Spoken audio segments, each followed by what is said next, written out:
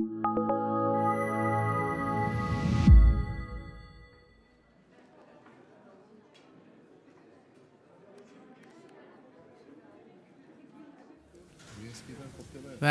good afternoon. I am Dr. Bozoglu from Middle East Technical University, and I will be chairing this session. We have very limited time, so I would like to have the speakers to get it as short as possible and leave some time for the questions. Okay, so we have around 15 minutes of presentation and about 5 or 6 minutes. And please, the questions should be the questions, not the explanations. Okay, please just ask the question. If not, then you can ask the question after session. So our first speaker is Yan Li. He is the Deputy Director General of Tianjin Institute of Industrial Biotechnology, Chinese Academy of Science. It's too long of his CV. If anybody is interested, I have his CV. And if he would like to say something, if you think about himself, please let him talk. Thank you very much. Sorry. He's a fermentation engineer, by the way, maybe if you are interested.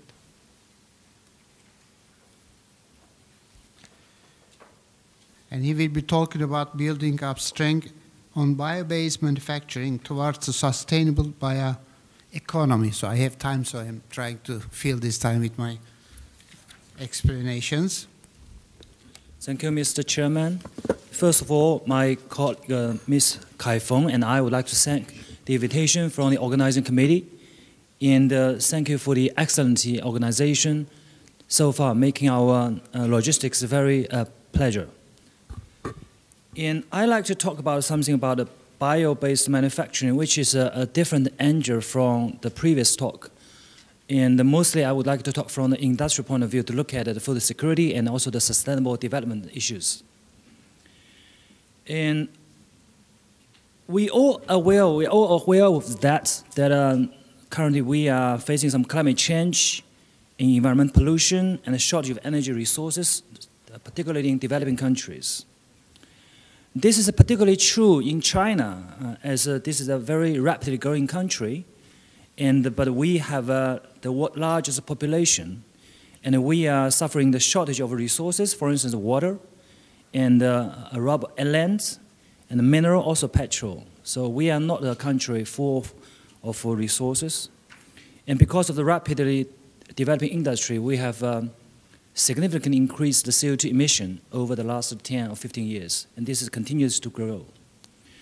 So what I would like to talk is not on the agricultural point of view on the food security, but from the whole society, actually, the Chinese government is considering we need to change, to reform the industrial development mode and to make the society and the industry more sustainable.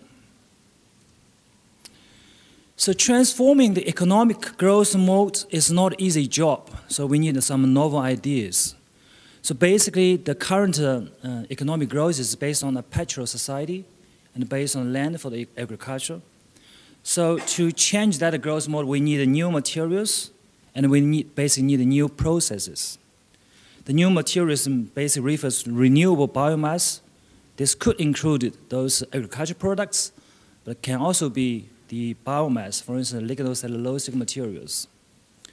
And those materials, fuels, chemicals currently produced from petrol, hopefully in the future, not near far future, can be replaced gradually by using biomass as raw material.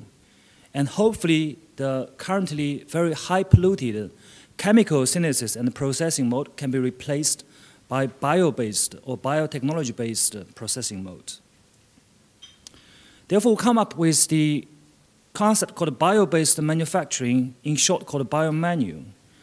And basically, the idea is exploitation and utilization of the biological functionality through production of the fuel, chemicals, and the materials that are supportive to the current society from biomass, which is renewable. Not necessarily from agricultural products, can be from byproducts, or from the lignocellulosic materials. And this can be done or have to be done through advanced, efficient, and environmental-friendly bio-based approaches and processes. for instance, from enzyme-based approach, from microbes-based approaches, etc.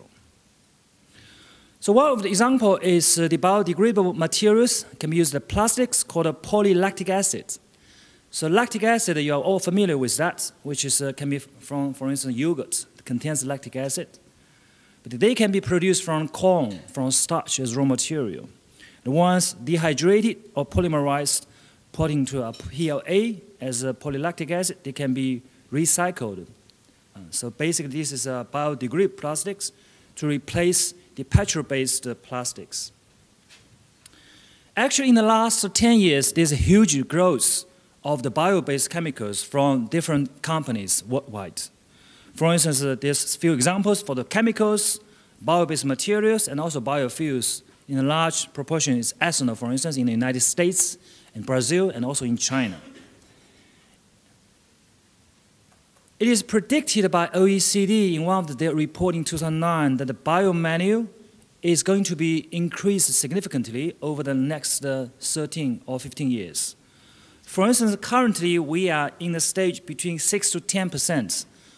10 chemicals are produced from the biomenu, and hopefully this figure can be increased to 35%, which is really a huge percentage by 2030. So OECD predicts the industrial biotechnology and the biomenu is important for building up a sustainable development in the future. In China, well, the Chinese Academy of Sciences play a significant role of developing this concept. For instance, in 2004, the Chinese government has put industrial biotechnology into its national and mid-long-term science technology development plan. Well, in 2006, the Chinese Academy of Sciences launched its program on industrial biotechnology, and later called the National High-Tech Program, also including high industrial biotech into that.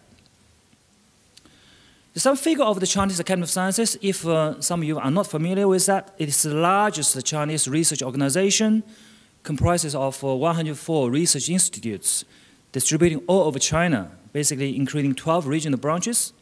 And nowadays we have 65,000 roughly staff members and 50,000 graduate students, and with many cast members. And also the important thing for Chinese Academy of Sciences is not only doing basic research, but it also has many spin-off companies. Lenovo, one of the PC company, is the largest spin-off from the Chinese Academy of Sciences. Well, within the industrial biotechnology part, the Chinese Academy of Sciences, they try to figure out the making those virtual centers. For instance, from the northern parts, the microbiology, process engineering, and botany, and applied chemistry, they're forming a cluster. While in the southern parts, in Shanghai, Guangzhou, and the Wuhan area, several other life science research institutes are also forming another cluster for developing industrial biotechnology in the biomenu. So this is my institute, which is a new one, jointly built up by Chinese Academy of Sciences and the Tianjin municipal government, which is not too far from Beijing. Its mission is to develop a biomenu, basically from 3 different levels. For instance, from molecules, try to developing proteins of industrial interest or enzymes that can perform biocatalysis features. From the cell level, try to develop engineered cells that can produce, for instance, plant chemicals like lycopene, as mentioned in previous speakers. I also mentioned later. And most important in the future, maybe using microbial complex systems to perform missions that is helpful for the human being. We have already a national engineering laboratory for industrial enzymes. If you are familiar with enzymes, you may know that 2 giant companies called Novozymes in Denmark and also Genomics in the United States represent 80% of the world market. While China has more than 100 enterprises, but only represent 5% market share. So while we are building up the enzyme manufacturing, is trying to building up the strengths from gene to products using genetic engineering as the basic approaches. Well, we also have a Cascade laboratory, for instance, building up strengths from genome to products using microbial as model organisms. You may know that the Chinese fermentation industry is ranking the first in terms of the overall turnover of 500 billion RMB GDP, the Chinese fermentation industry, while the production level and also the yield is about 20 to 50% lower compared with those in developed countries, like in Europe or in Japan, United States. So we want to build up strength to resolve the genome of the given microbial cells and try to build up them from a black box, gray box to transparent box so that you can design the microbes to perform the tasks that can help you to accomplish the societal goals. The several biomanual examples that has been commercialized on industrial scale, just want to summarize to you. So one is, for instance, called L-alanine. The L-alanine is an amino acid. Basically, it's a sweetener, but it can also be used as industrial chemicals. Traditionally, this is produced from enzyme catalysis, and now using engineered bacteria, and you can generate a one-step alanine production methods. And with energy cuts 30%, no net CO2 emission, and the cost also reduced. The second example is called succinic acid, which is a platform chemicals. They can be used to produce also another biodegradable plastics called PBS. Traditionally, it's produced from petrol using chemical methods, but now you can also using fermentation by engineered bacteria, resulting in a significant reduced cost and the energy and also CO2 emission significantly reduced. So overall, compare this example with the traditional method, you can save 30 to 50% of energy consumption, and also even in the 50 to 70% in the future. Chinese government has promised that by 2020, it's going to cut the CO2 emission per GDP reduction by 40 to 45%. Another example would be the ginseng sites. You know that ginseng is an important thing that producing Asian and also in American ginseng. The active tritomoids is the ginseng sites.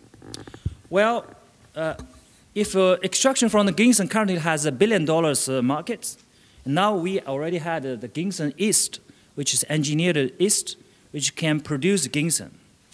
If you give you an idea, if you want to produce a ginseng from 200 hectares, which is about 2 million square meters, the ginseng plantation represents a lot of arable lands. Now it can be achieved by 2,000 fermentation square meter, reducing saving a lot of arable lands. This also applies to the other plant chemicals like lycopenes, etc. Another important achievement is also from production of starch from cellulose. You know the cellulose is like this. It's actually beta-1,4 linked. Using different enzymatic systems, we can now actually convert them into starch. So this is very important for those people where arable lands is not enough, where there's enough needs for the foods. Dr. Lee, I'm very sorry, but please can you get the conclusion and just suggestions of your presentation? Just 2 more slides. Few more. We can also produce different chemicals from CO2 and using blue algae. And also the ethanol can be produced from the steel mill off gas, CO2 for instance, not from the corn.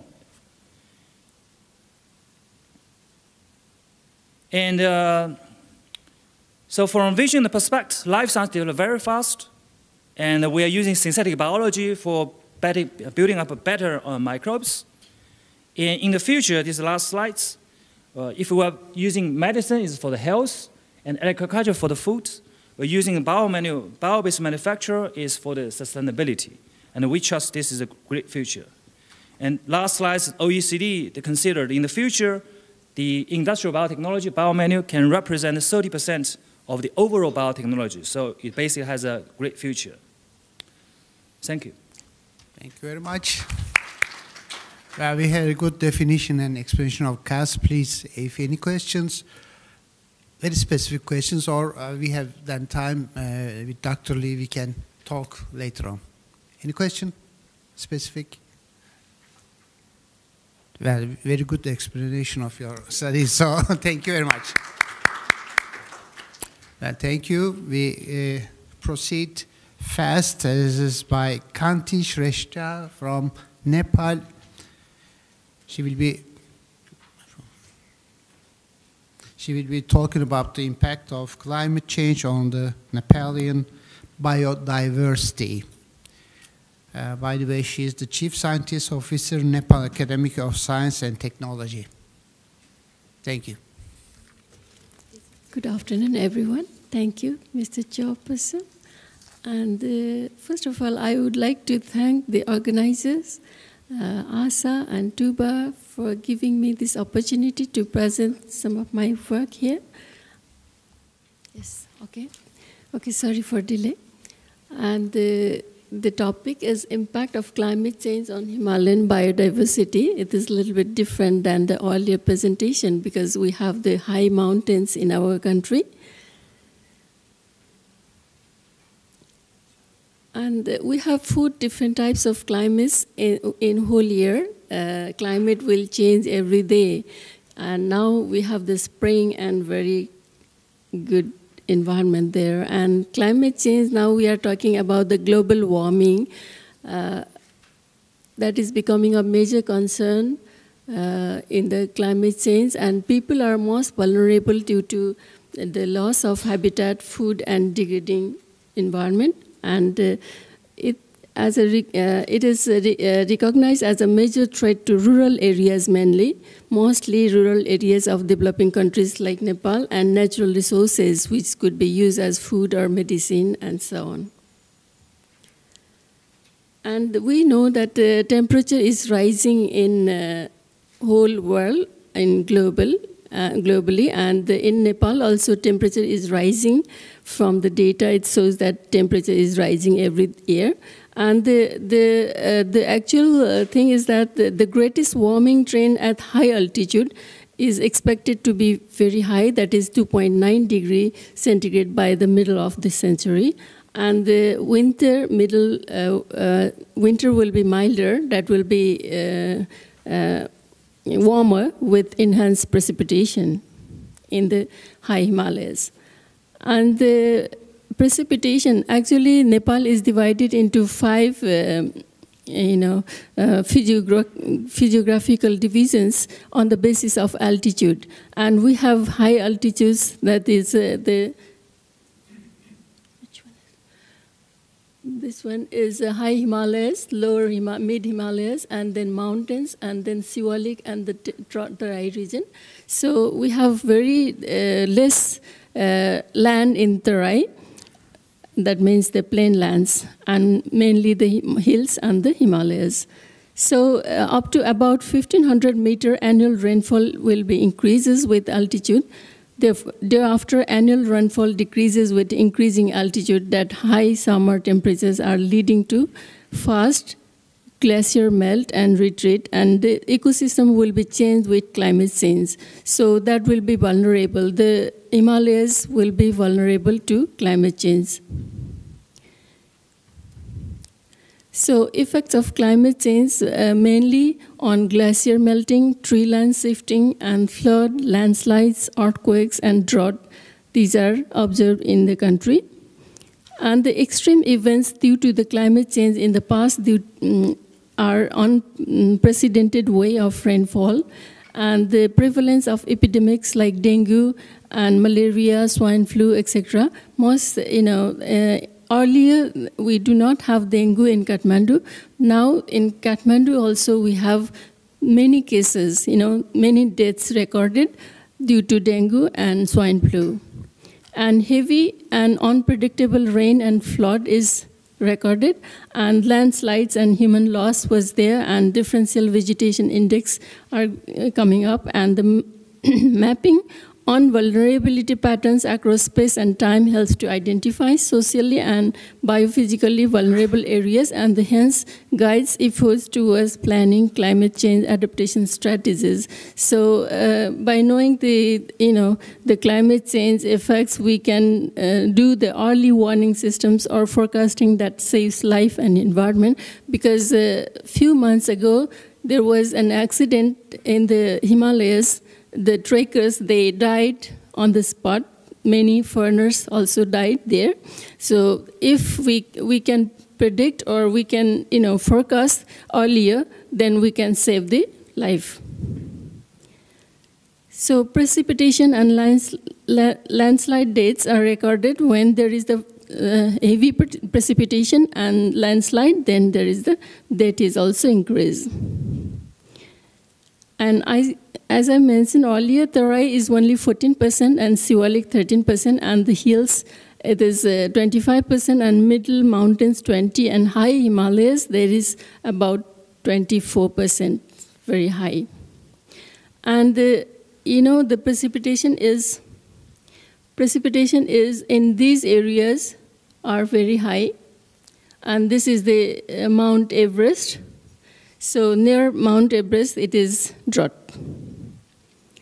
And Climate Change Vulnerability Index 2011 also shows that Nepal is vulnerable, extremely vulnerable to climate change.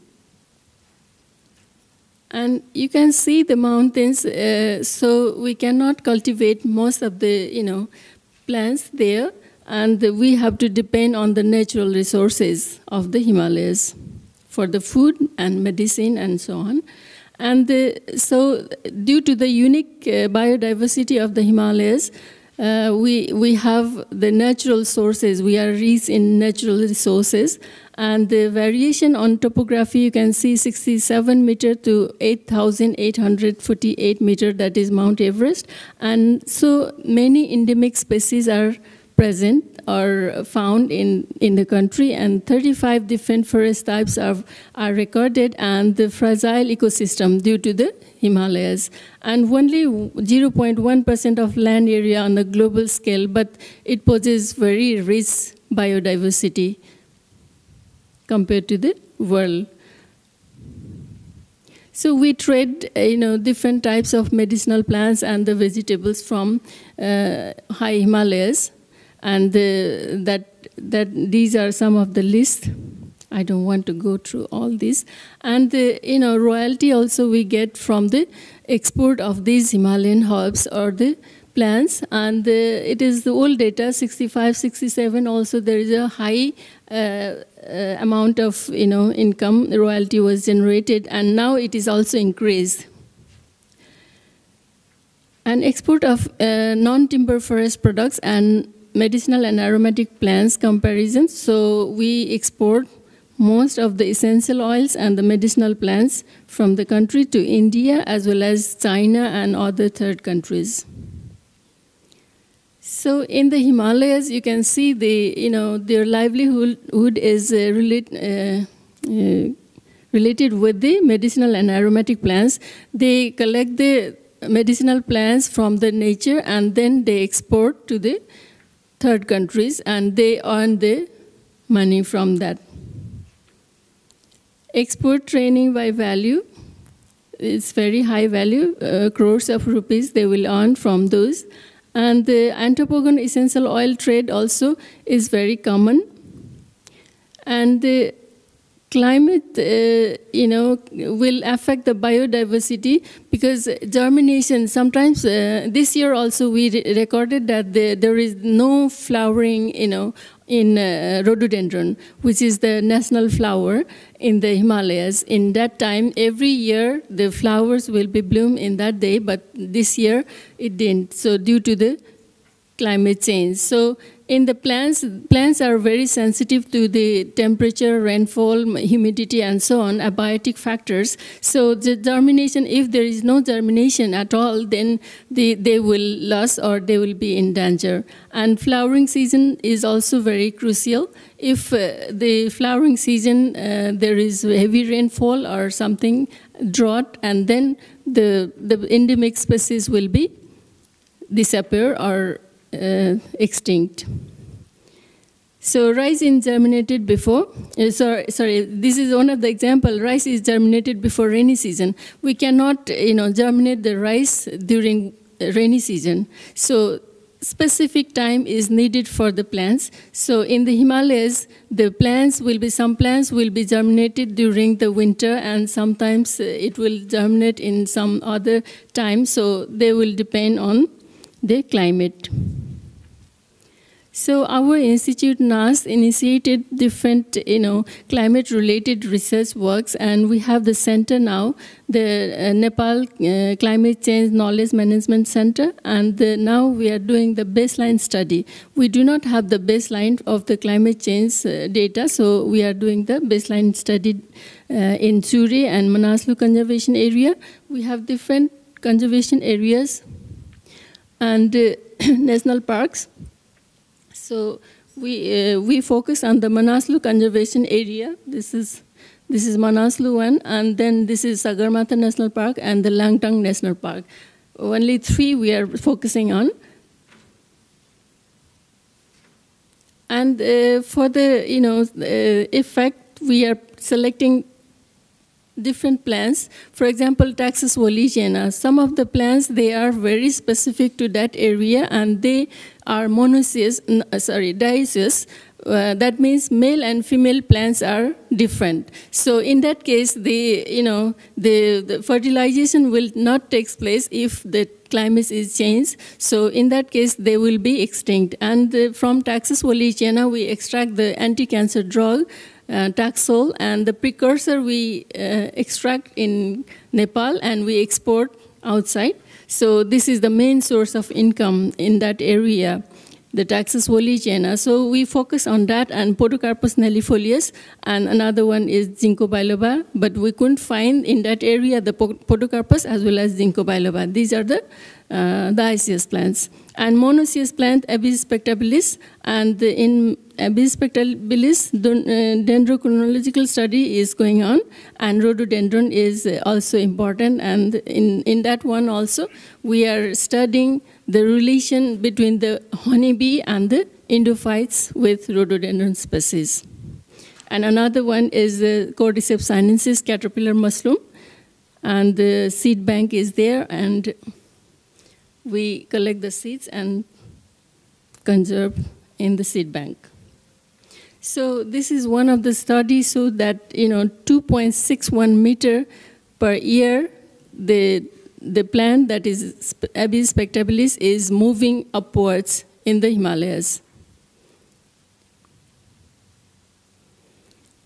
So the distribution, you can see the rhododendron is found in high altitude, whole the area of northern part of Nepal, and it is found between 2,000 to 4,000 meter, and we studied in the endophytic fungi of these plants also. They are very important. And the Abies dorsata, that is bee found in that area, which feed on the rhododendron nectar. So if rhododendron is endangered or it is extinct, then these bees will be also moved or disappear from that area. So we have to take care of all these species.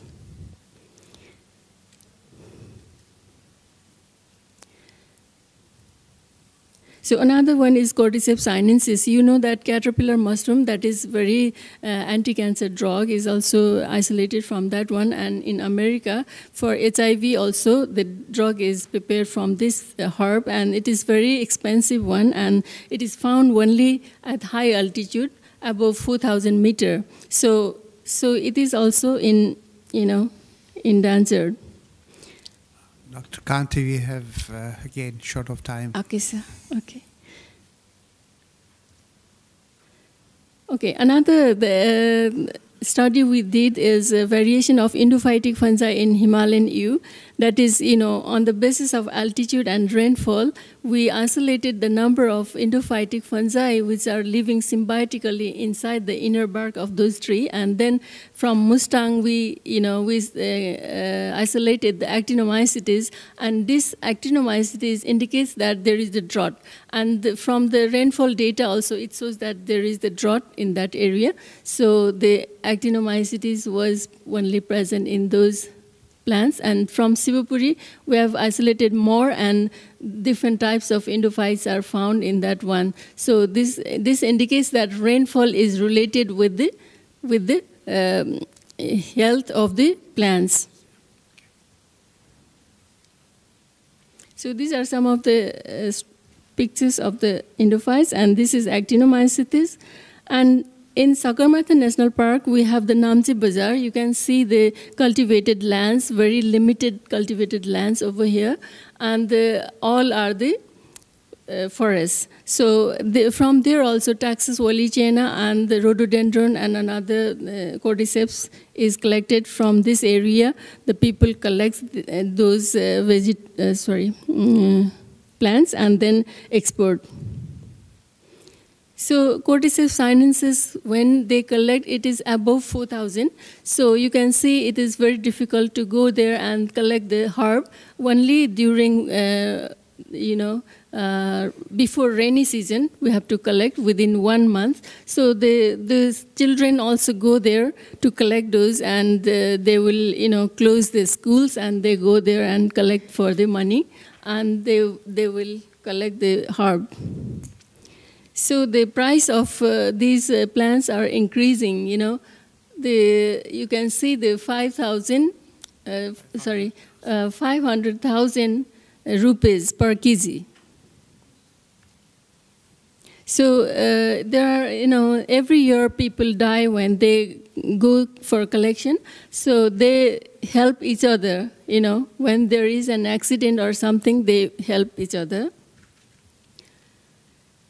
So now we are moving to the cultivation as well. Can we finish it, okay, please? Sir. Cultivation of medicinal plants of different. So I will go to the conclusion now. And more than 80% of the population depends on agriculture and forestry for food and primary health care.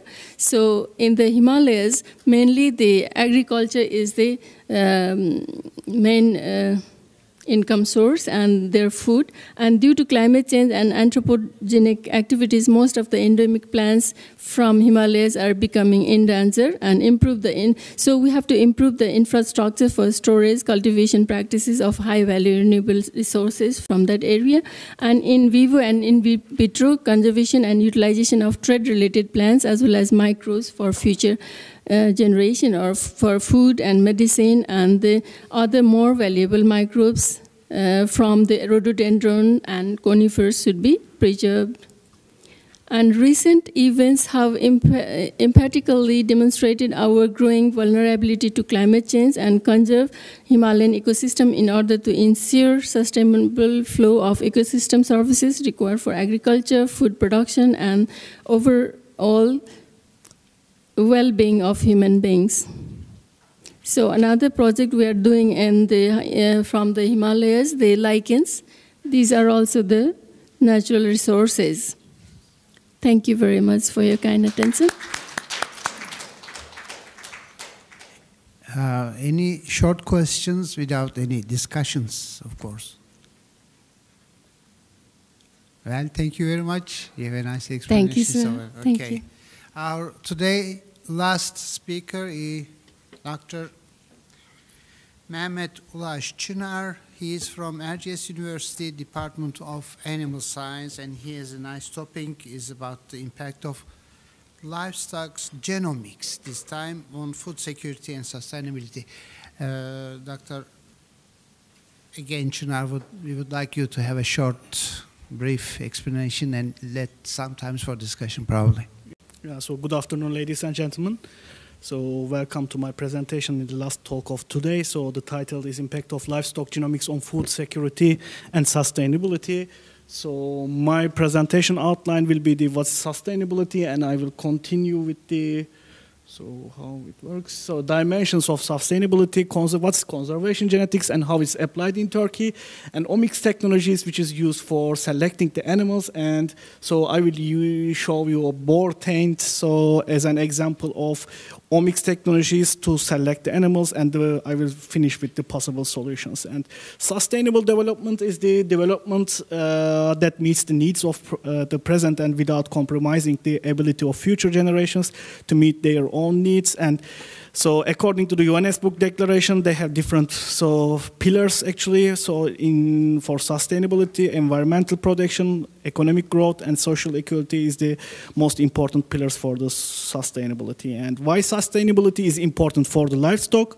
So when we look at the numbers, so in South Asia actually, so nowadays, so today the milk consumption is 30 kilogram, but then in 2013 it will be increased 125%, which will be around 70 kilogram around. So demand also for meat in developing world is expected to increase 75 million, which was in 1990, but now by 2020, it will expected to be increased 200 million tons. And when we look at the urbanization, we can say that 70% of the world population will live in urban areas in 2050, which is now 50% around. And still, so in today's world, 15% of the world population still suffers from the hunger and malnutrition. And so how we can define the sustainability? So this is one of our work, which is we did in the it was a European Commission project, which I worked also in Germany, so under this project. And so here we define the dimensions for animal production in different pillars also. So it's animal welfare, one of them, health, breeding programs, environment, meat safety, market, economy, and working conditions even. So this meat safety could be replaced with the milk also, so according to the animal and production type. But today I will mention about the breeding program. So in terms of genetics, I can say that, so especially for the genetic variation. So this is a food chain in livestock. And so especially in developed countries and developed economies, we can say that, so non-sufficient countries. So for example, this is a meat. So meat needs for the England, this is this picture is driven actually, and so the soybean is coming from Argentina, the fertilizer production could be another country, farm in the Denmark, and slaughterhouse also could be in another country, and it is transferred to the UK to use for the end users. So you can see that it's meat production or food production from animals. It's a complex organization and needs sustainability in every step. So when we look at the meat production or meat demand in the world, so it's in 1961 in this stage we accept as 100, but when we come to 2005, so since the cereal or grain production still continues, so products as a steadily, but the milk, egg, and meat demand is so hugely increasing compared to 50 years ago. And what's the impact of this increase on demand? So the main impact is coming from the urbanization, so the shift of the production systems, and the range of the breeds are changing. Or so the breeds are replaced because since the demand is increasing, so the farmers are replacing their low-yielding breeds with the high-yielding breeds, and so it causes also transboundary breeds. And the most important cause, or so for me actually, the loss of diversity within the breeds. And the dietary preferences are changing also, more foods of animal origin, more broilers. So the demand is affecting all these things. And when we look at the genetic resources, this is a very good example for genetic resources in the world. So you know the Holstein cows. So since maybe you are not coming from the agriculture, but you know these black and white cattle. So when we look at the global picture, so the Holsteins are present in nearly all of the world. So few part of the world is the lack of Holstein breed. So if you are a Holstein breeder seller or genetic seller, yeah, this picture is nice for you. But if you are caring about the sustainable production, so sustainable meat or dairy production, so this picture is really emerging actually, and it's not good. So this means that the native domesticated breeds are nearly extinct, and so they are replacing with the only one breed, Holstein, in the world. And why animal diversity is important, actually? This picture shows the Vajra cattle from India, and this cattle is one of the shortest cattle and so low-yielding cattle. It's giving around 3 kilogram milk per day. So, and it's compared to Holstein dairy cattle, and these Holsteins are giving nearly 35 kilogram per day, and nearly 12 times more than Vajra cattle. And so even in the farmers in India, they are replacing these native cattle with the Holstein cattle. And why Vajra cattle are important? So since these Holstein cattle have little resistance to heat, humidity, and tropical diseases, so Vajra cattle are so resistant to these diseases, which is not requesting any medical treatment for the veterinarians or any chemicals or drugs. And Food and Agriculture Organization also aware of this, aware in the past, so of this danger. And first they determined that, so the animal genetic resources, the food for and agriculture, first they identified the animal genetic resources throughout the world.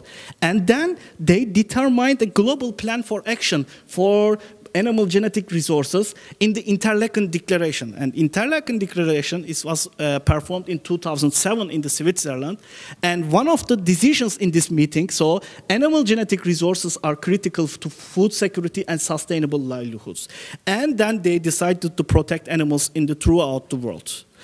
So what's decided there? Global Plan Action for Animal Genetic Resources. So it's an internationally agreed framework. Also Turkey is also agreed and put sign on this agreement.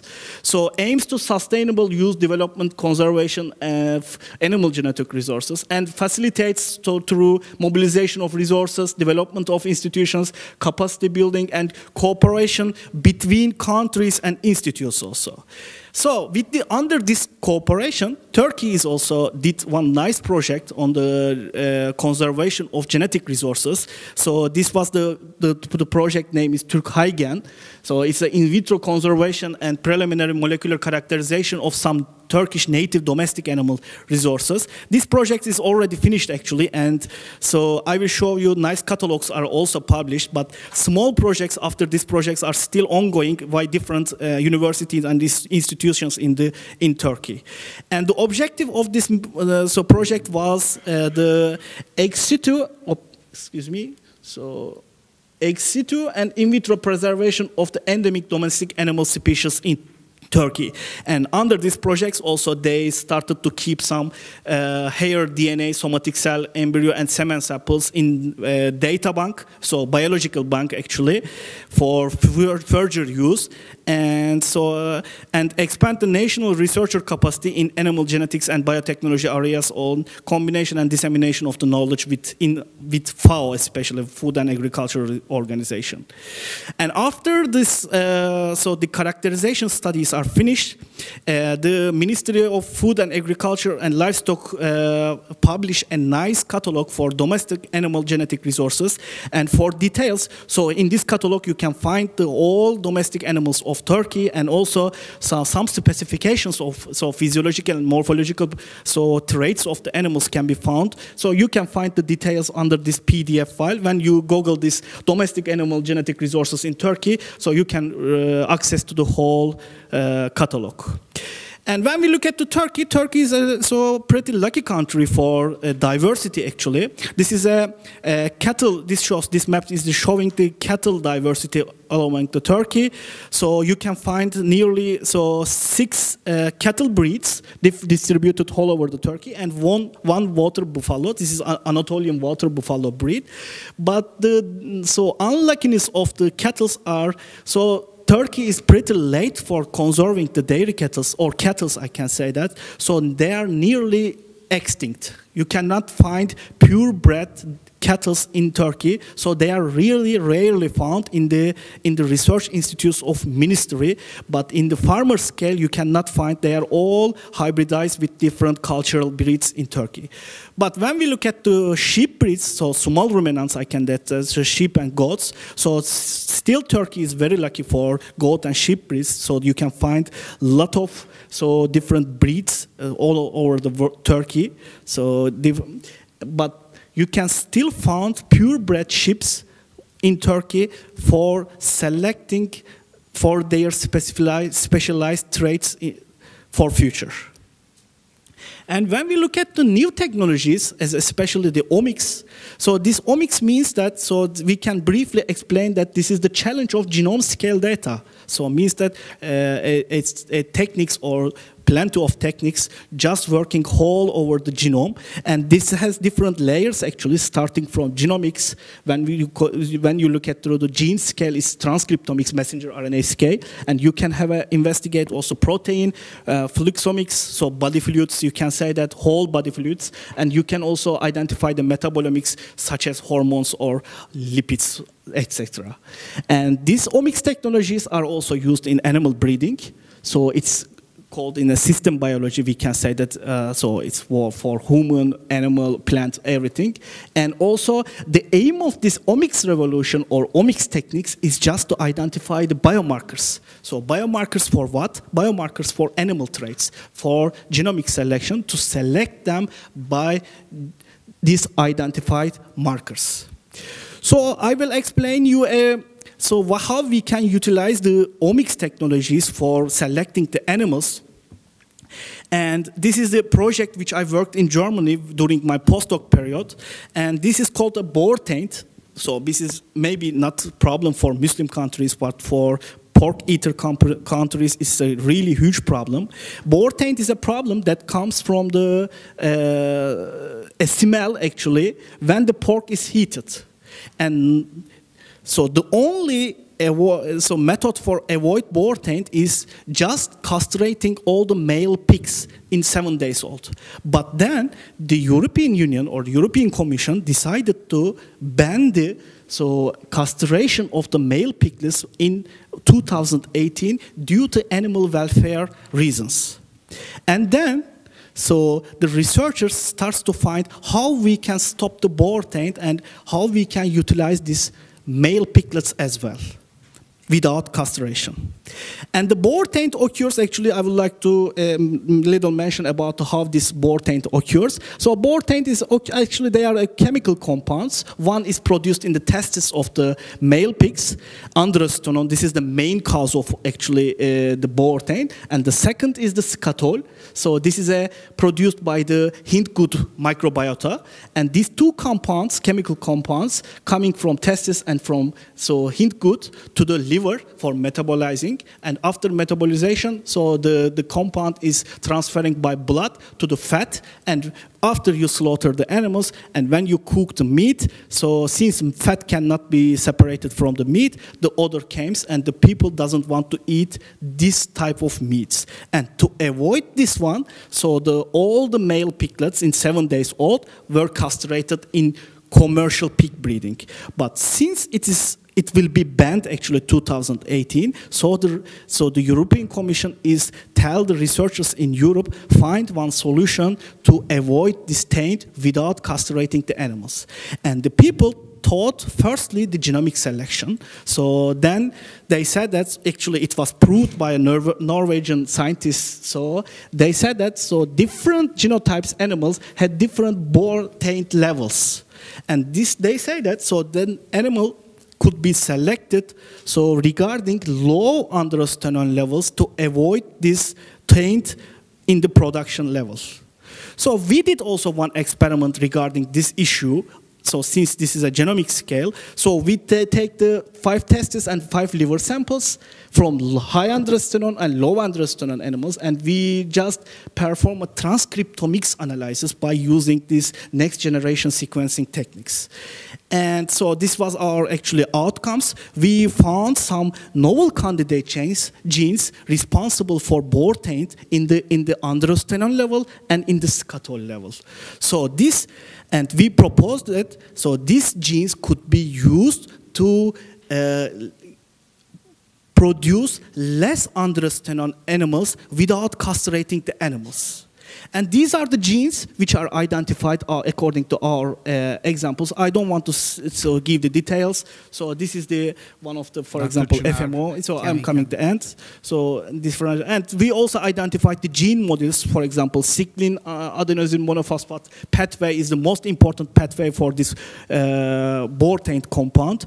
And this is one of the other example also could be. So this project is still running, Ruminomics, and so this is aims to improve the digestion efficiency and reduce the environmental impacts of ruminant livestock production by omics technologies.